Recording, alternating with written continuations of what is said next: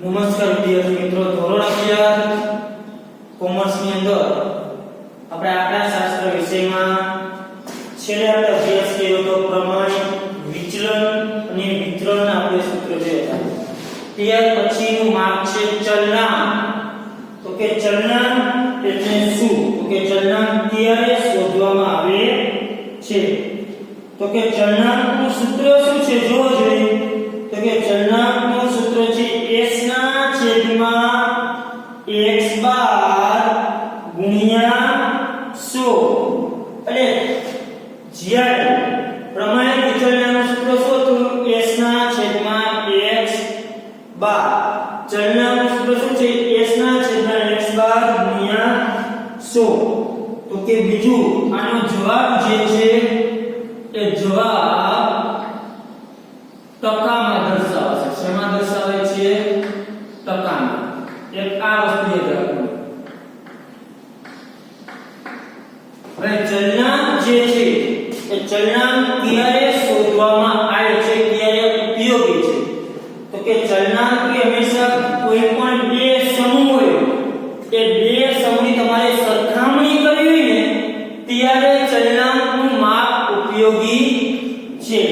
કોઈ પણ બે સમૂહની સરખામણી કરવી હોય ત્યારે તો કે ચલનાંક ઉપયોગી બને છે. આપણે ચલનાંકને લગતા આપણે દાખલા જોઈએ. બરાબર છે? તો કે જો દાખલા નંબર 1 સ્વાધ્યાય 4.5 ની અંદર પહેલો દાખલો ચલનાંક. તો કે ચલનાંક ક્યારે શોધવામાં આવે છે? મેં કીધું જ્યારે કોઈ પણ બે સમૂહ હોય એ બે સમૂહ તમારે સરખામણી કરવી હોય એવા સંજોગોમાં તો કે ચલનાંક શોધવામાં આવે છે. ક્યારે? બે સમૂહની સરખામણી કરવા માટે તો કે ચલનાંકની ગણતરી કરવામાં છે, ચલનાંક શોધવામાં આવે છે. આપણે જોઈએ તો કે દાખલા નંબર 1 તો કે જો બે શેર a અને b ના ભાવની વધઘટ નીચે દર્શાવેલી છે. તો કે બે શેર છે, શેર a નો ભાવ અને શેર b નો ભાવ. ટૂંકમાં બે શેર છે અલગ અલગ પ્રકારના. એ બંનેના જે ભાવ વધઘટ થતો હોય એ વધઘટ આપણને નીચે આપણે દર્શાવેલી છે. તો કે કયા શેરના ભાવમાં સાપેક્ષ ચલન વધારે છે? શું છે? તો કયા શેરના ભાવમાં સાપેક્ષ ચલન વધારે છે? તો કે સાપેક્ષ ચલન શોધવું હોય તો આપણે ચલનાંક લઈને શું શોધશું? ચલનાંક. પછી જેનો જવાબ ઓછો હોય, બરાબર છે, એમાં ચલન ઓછું હોય. જેનો જવાબ વધુ આવે ને એમાં સાપેક્ષ ચલન કેવું હોય? વધારે. ટૂંકમાં જેનો જવાબ ઓછો હોય ને એનો ભાવ સ્થિર કહેવાય. એના જવાબ કેવો ગણાય? સ્થિર. અને જેનો જવાબ વધારે આવે તો અસ્થિર કે ટૂંકમાં ચલન એમાં કેવું હોય? વધુ હોય છે. પણ બે વસ્તુ છે, બંને શું કરવાની? સરખામણી. પહેલા શેર a તમારે બંને માટે પહેલા શેર a માટે. હવે ચલનાંકનું સૂત્ર છે s છેદમાં x બાર ગુણ્યા 100. એટલે કે ચલનાંક શોધવા તમારે શું જોઈએ? s પ્રમાણિત વિચલન જોશે અને x બાર એ શું જોશે? મધ્ય. એટલે તમારે પહેલા શેર a નો જે ભાવ છે એ જો આવો કે ભલે બે ખાના શેર a નો ભાવ છે અને શેર b નો ભાવ. તો કે બંને માટે પહેલા તમારે પ્રમાણિત વિચલન અને મધ્ય એનો શું શોધવાનો થાય? ચલનાંક. ચાલો એનો ભાવ છે એને આપણે કહીએ x. શું કહેશું? x. ચાલો ભાવ શું છે? 321 322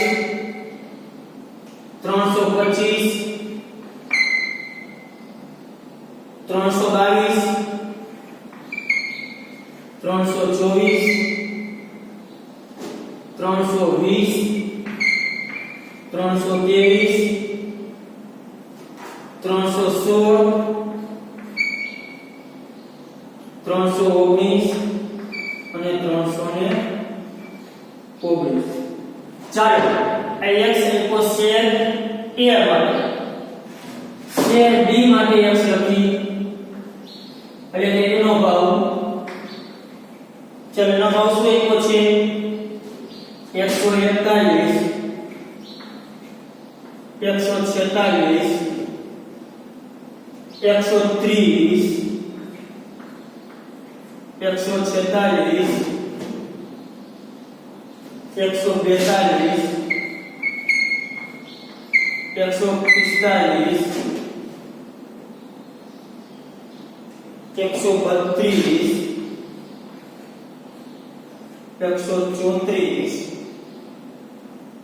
132 અને 112 આપણને બે શેરની માહિતી હવે અહીંયા તમારે એવું જોવાનું કે બે રકમ છે પેલા શેર A ની રકમ છે અને શેર B ની બીજી રકમ છે રકમ કેટલી છે આપણી પાસે બે રકમ છે કેટલી રકમ છે બે આ શેર A ની છે અને આ શેર B ની એટલે કે એક દાખલામાં બે રકમ છે એવું માનો આ શેર A નો ભાવ છે આ છે શેર B નો ભાવ એક દાખલામાં કેટલી રકમ બે રકમ છે એવું માની લો તો આ દાખલામાં આપણી પાસે બે રકમ છે એટલે હવે શું કરવાનું બંને માટે ચલના શોધો બે રકમ માટે તો બે રકમ માટે ચલના શોધો તમારે શું કરવાનું બે માટે x શોધો પણ બે માટે x બાર શોધો બે રકમ માટે આના માટે x શોધવાનો x બાર આના માટે x શોધવાનો અને x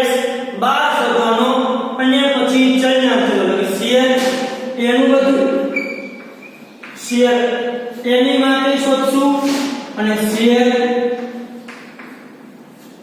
B માટે તમામ માહિતી શોધવાની છે એટલે કે સમૂહ 2 છે બંને સમૂહ માટે ચલનાંક શોધવાનું બેનો ચલનાંક શોધો પછી બેની શું કરવાની સરખામણી કરવાની જોવાનું કે એનો જવાબ કેવો આવે છે હવે આ બંને માહિતી કેવી છે અવર્ગીકૃત છે શા માટે તો કે ખાલી x નું જ ખાનું છે એમાં કે આવતી નથી એ તો બેના ભાવ છે એટલે કોષ્ટક બનાવ્યું છે બંનેમાં ખાલી શું છે x ના જ ખાના એટલે કે માહિતી છે અવર્ગીકૃત હવે અવર્ગીકૃત માહિતી માટે મધ્યક તો કે સૂત્ર કયું છે x બાર બરાબર સિગ્મા x ના છેદમાં n આનું સૂત્ર કયું છે તો કે x બાર બરાબર સિગ્મા x ના છેદમાં n હવે અવલોકન ખૂબ જ મોટા છે એટલે આપણે પ્રમાણિત વિચલન કઈ રીતનું શોધી આપણે જોશું d કરી d નો સ્ક્વેર કઈ શોધું કે પછી સિગ્મા x ના x ના સ્ક્વેર નું સૂત્ર કરું તો પહેલા તો આપણે x બાર શોધીએ બંનેનો શું કરવું પડે પહેલા આપણે શેર a માટે બધી શોધીશું શેર b ની માટે તો કઈ કરતો નથી ચાલો શેર a માટે તો કરો આપણે સરળ 321 322 325 322 324 320 323 316 319 અને 319 તો કે સરવાળો થયો 3210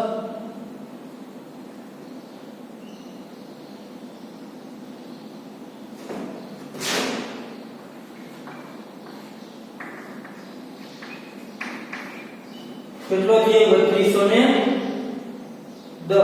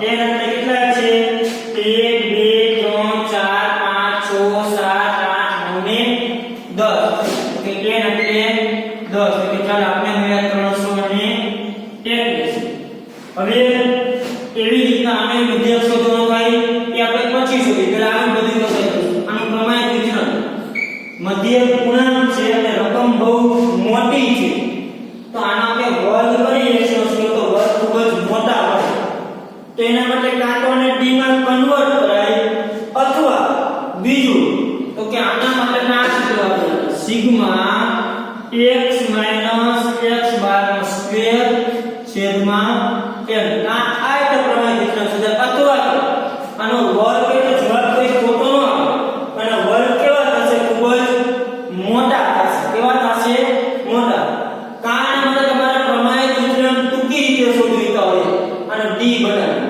અને કારણ પછી જ્યારે આવું બહુ મોટું મધ્યક પૂર્ણાંકમાં આવે ને તો આ રીતે સરળ રહે કેમ કે રકમ કેવી થઈ ગઈ છે ઓટોમેટિક નાની તો e આપણે શોધીએ તો પહેલા બનાવશું x x બાર પછી બનાવશું એના વર્ગમૂળ ચાલો x બાર કેટલા છે 321 ચાલો 321 માંથી 321 જાય તો 0 322 માંથી 321 જાય તો 1 321 માંથી 4 1 3 320 માંથી 321 -1 પછી 323 માંથી 302 16 માંથી 1 તો -5 19 માંથી 320 -2 18 માંથી 320 -3 આનો શું કરવાનો સ્ક્વેર 0 નો સ્ક્વેર 0 1 નો સ્ક્વેર 1 4 નો સ્ક્વેર 16 1 નો સ્ક્વેર 1 3 નો સ્ક્વેર 9 1 નો સ્ક્વેર 1 2 નો સ્ક્વેર 4 5 નો સ્ક્વેર 25 2 નો સ્ક્વેર 4 3 નો સ્ક્વેર 9 આનો શું કરશું સરળ 16 ને 17 ને 18 નો 70 70 ને 32 32 ને 36 36 નો 45 45 ને 25 70 કેટલો સરળ થશે 70 તો કે x x પર મળી ગયો સૂત્રમાં મૂકી દિયો કિંમત તો કે 70 ભાગ્યા n એટલે કેટલા છે 10 તો કે વર્ગમાં 7 7 નો કાઢો વર્ગ તો કે 2.65 આવે છે તો જવાબ આવે છે 2.65 આપણને x અને x બાર જોઈ ગયો આપણે બંનેના ચલન જેવો છે આપણે સૂત્ર શું છે ચલન એટલે ચલનનું સૂત્ર શું છે s ના છેદમાં x બાર ગુણ્યા 100 ચાલો s એટલે 2.65 ભાગ્યા x બાર છે 321 ગુણ્યા 100 2.65 ભાગ્યા 321 ગુણ્યા 100 તો આપણને જવાબ મળે છે 0.83 જવાબ શેમાં દર્શાવવાનો ખાસ ટકા માટે પાછળ ટકાની નિશાની કરવાની આ છે એ માટે ચલન કીધું આપણે બંનેનું ચલન જોયું છે કેનો ચલન વધારે છે હવે આપણે શોધવું પડશે b માટે તો b માટે સેમ પ્રોસેસ પહેલા શોધવું માંથી કરો સરવાળો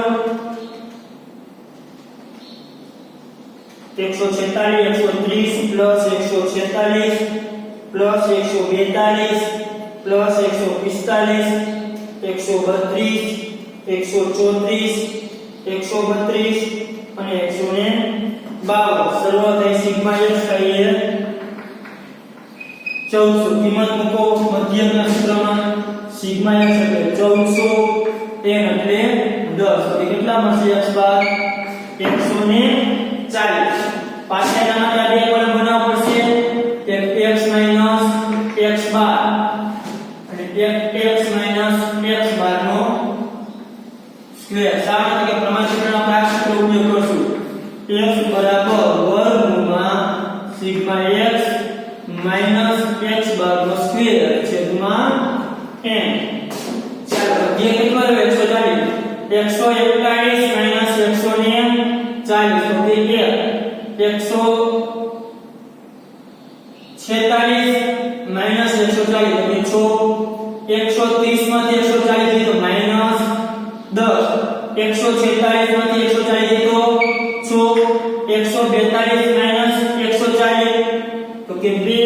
145 minus 140 5 132 minus 140 minus 8 134 minus 140 minus 6 132 minus 140 minus 8 152 minus 140 12 હવે આનો શું કરવાનો સ્ક્વેર 1 નો સ્ક્વેર 1 6 નો સ્ક્વેર 36 10 નો સ્ક્વેર 100 6 નો સ્ક્વેર 36 2 નો સ્ક્વેર 4 5 નો સ્ક્વેર 25 8 નો સ્ક્વેર 64 6 નો સ્ક્વેર 36 8 નો સ્ક્વેર 64 12 નો સ્ક્વેર 144 આ બધાયના કઈ આપણે સ્ક્વેર એનો કરવાનો થશે સરવાળો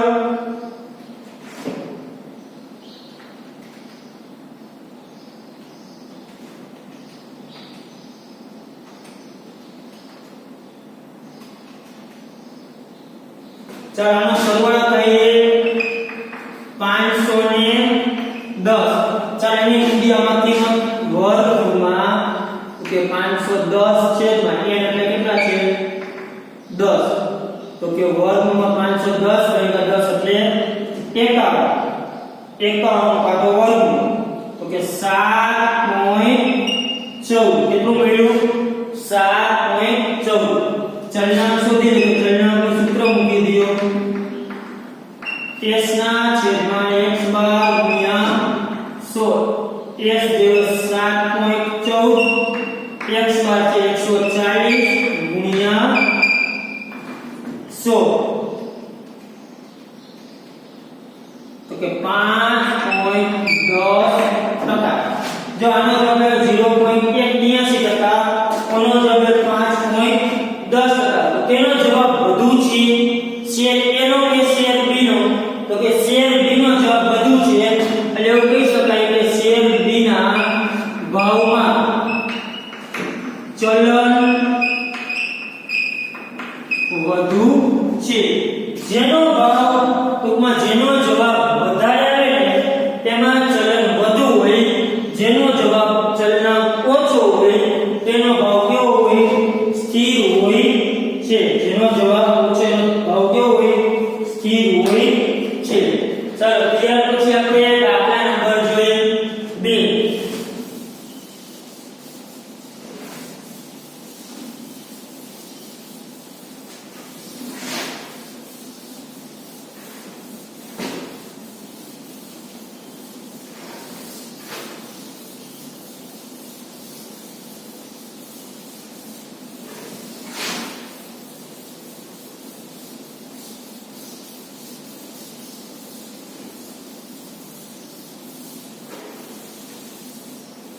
જો દાખલા નંબર 2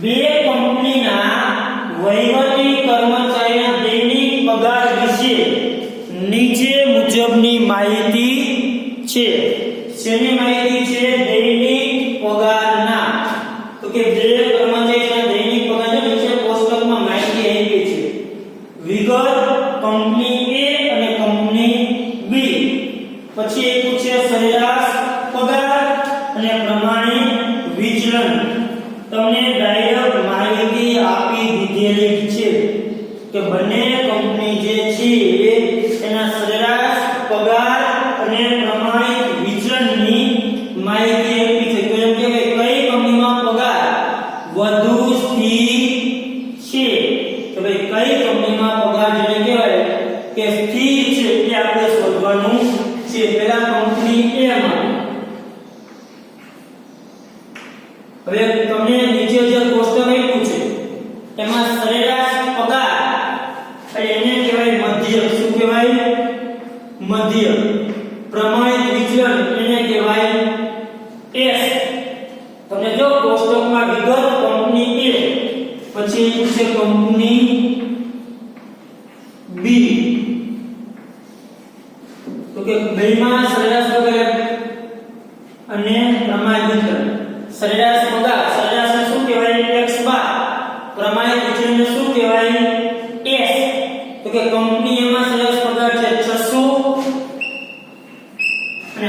B માં છે 2100, આમાં છે 30s એટલે કે પ્રમાણિત વિચલન, આમાં છે 84. તમને શું શોધો કે કઈ કંપનીનો પગાર વધુ સ્થિર છે, એટલે બંને કંપની માટે આપણે શું શોધશું? ચલના. તો કે ચલના બરાબર સૂત્ર શું છે? આપણી પાસે SI છે ને x બાર છે, ડાયરેક્ટ સૂત્રમાં ખાલી કિંમત મૂકી દીધી. તો કે s એટલે 30, x બાર એટલે 600 ગુણ્યા 100, 6 50 ને 30%. કેટલો જવાબ આવશે? 5%. કંપની બી માં ચલના શોધી અમે માહિતી આપી છે. તો કે ચલના બરાબર s ના છેદમાં x બાર ગુણ્યા 100, s એટલે 84, x બાર એટલે 2100 ગુણ્યા 100, બે મિલાવી આપી ચોકા 84. આનો જવાબ 5%, આનો જવાબ આવ્યો 4%. તો કઈ કંપનીનો પગાર સ્થિર કહી શકાય? તો કે જેનો ચલનાંક ઓછો હોય ને તે કંપનીનો પગાર વધુ સ્થિર કહી શકાય. લખી શકી કંપની બી માં પગાર વધુ સ્થિર છે. કંપની બી માં પગાર વધુ સ્થિર છે. માહિતી આપે છે, ખાલી સૂત્રમાં કિંમત મૂકી છે. ત્યાર પછી દાખલા નંબર 3. શું રકમ છે? બે શ્રેણી માટે ચલના 30% અને 25% અને તેના પ્રમાણિત વિચલન અનુક્રમે 15 અને 9 છે. તો બંને શ્રેણીના મધ્ય મેળવો. જો આ શું આપી દીધું છે? બે શ્રેણી છે, બે શ્રેણીના તમને આપ્યા છે ચલના. શું આપી દીધા? ચલના. માનો કે બે શ્રેણીમાં એક શ્રેણી 1 કહી અને એક ને કહી શ્રેણી 2 અથવા શ્રેણી બી, જે કે હોય તે કહી શકો. બે શ્રેણીના તમને ચલનાંક આપી દીધા. તો કે શ્રેણી 1 નો ચલનાંક કેટલો છે? તો કે શ્રેણી 1 માં છે ચલનાંક 30% અને શ્રેણી બી માં ચલનાંક છે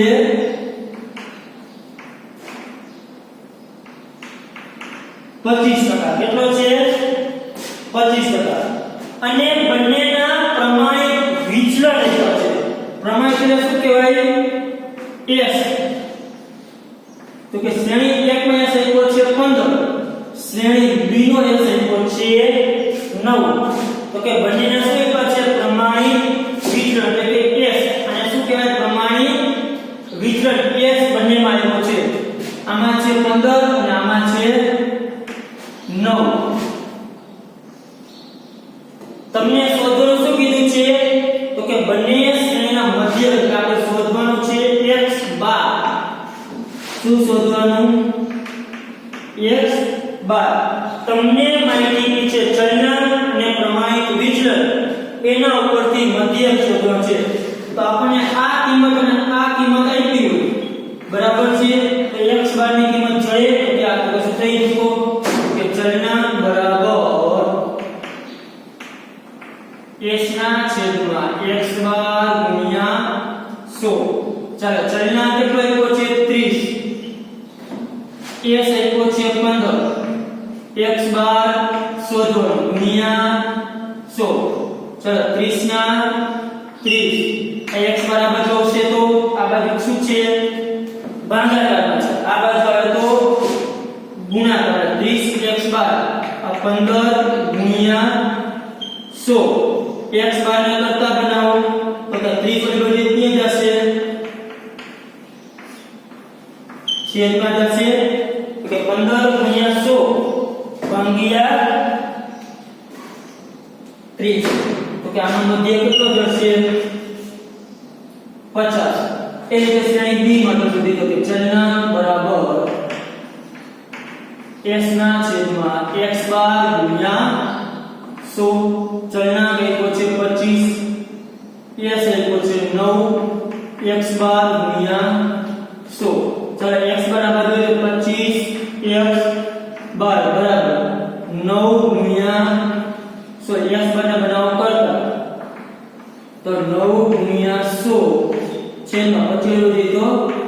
છેદમાં તો x12 બરાબર કેટલો મળશે 36 આમાં મળ્યો 36 આમાં મળ્યો 50 બંનેને આપણે મધ્યકની કિંમત મળી ગઈ ચાલ અહીંયા સ્વાધ્યાય 4.5 છે તે આપણું પૂરું થઈ છે આમાં કોઈને કઈ પ્રશ્ન હોય તો તમે મને પૂછી શકો ચાલો થેન્ક યુ